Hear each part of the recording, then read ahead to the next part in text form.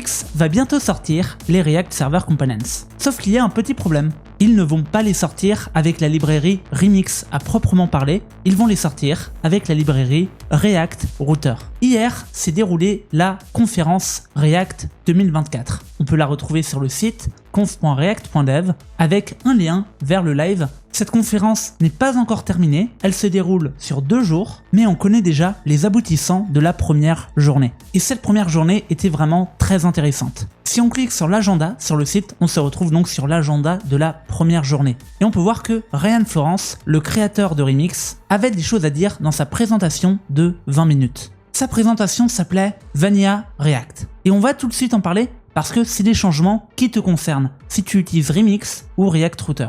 Remix et React Router vont fusionner. Voilà, fin de vidéo.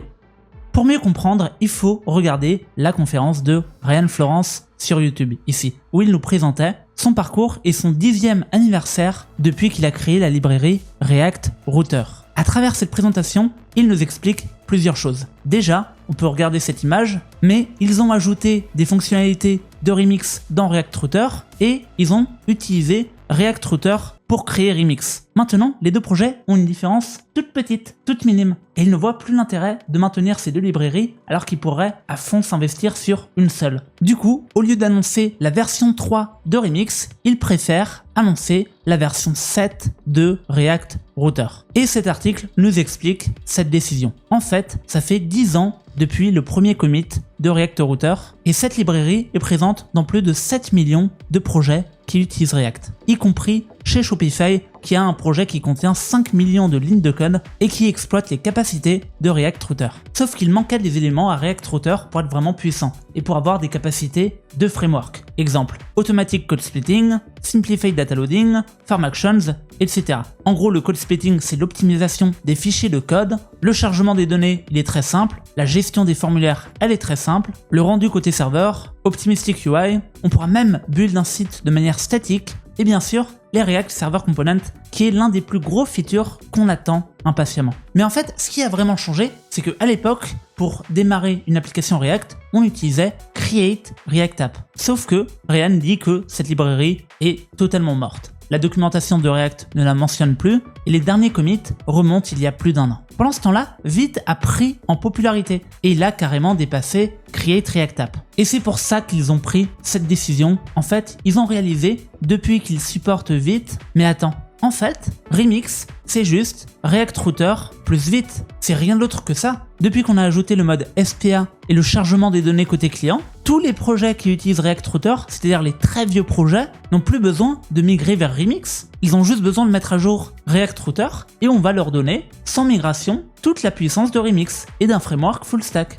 Et voilà, en fait, ils ont parlé énormément avec les communautés de développeurs. Et le mot qui fait peur, c'est rewrite, ou plutôt le mot migration. En fait, ce qui fait peur à beaucoup d'équipes, c'est de devoir migrer une base de code d'un framework à un autre framework. Parce que voilà, on a tous eu à effectuer une migration vers une nouvelle version ou vers un nouveau framework et on le sait tous, c'est pas simple du tout. Mais, et si c'était juste une version majeure ? En fait, Remix et React Router sont identiques, il y a juste le nom qui change. Du coup, voilà ce qu'ils vont faire. Ils vont prendre React Router, ils vont ajouter Vite et ça va donner React Router version 7. Et React Router version 7 bénéficiera de tout ce qu'on bénéficie actuellement avec Remix, y compris les React Server Components.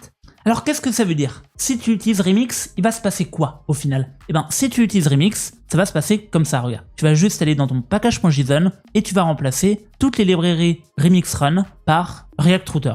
Et tu vas ensuite remplacer les imports dans ton projet Remix Run par React Router. Voilà, c'est tout. C'est la seule migration que tu dois faire, c'est très très simple. Mais t'inquiète pas, ils vont quand même partager ce qu'on appelle un code mode, donc une commande de terminal que tu pourras lancer qui va faire ce remplacement pour toi. Tu n'y verras aucune différence, au final, ça sera la même application, les mêmes capacités, c'est juste le nom de la librairie qui va changer. Donc, qu'est-ce qui se passe si tu utilises Remix ? Eh ben, comme je l'ai dit, tu vas remplacer tous les imports de Remix par des imports React Router. Par contre, si tu utilises React Router et que tu comptais migrer vers Remix, tu peux faire cette migration. Même s'ils vont pas sortir cette V7 avant quelques semaines, tu peux commencer ta migration et ensuite tu n'auras juste à remplacer ces imports pour repasser de Remix vers React Router. Et voilà, le mot de la fin, c'est que pour tout projet qui existe depuis 4 ans ou même depuis 10 ans, tu apprends beaucoup de choses et tu combats cette envie de vouloir tout supprimer et tout recréer avec toutes les leçons que tu as apprises. Ce qu'ils veulent dire par là, c'est qu'ils regrettent parfois certains choix d'architecture ou d'API. Mais c'est pas fini pour Remix. Tous ceux qui ont acheté des t-shirts Remix et qui vont à des meet-up Remix ne seront pas déçus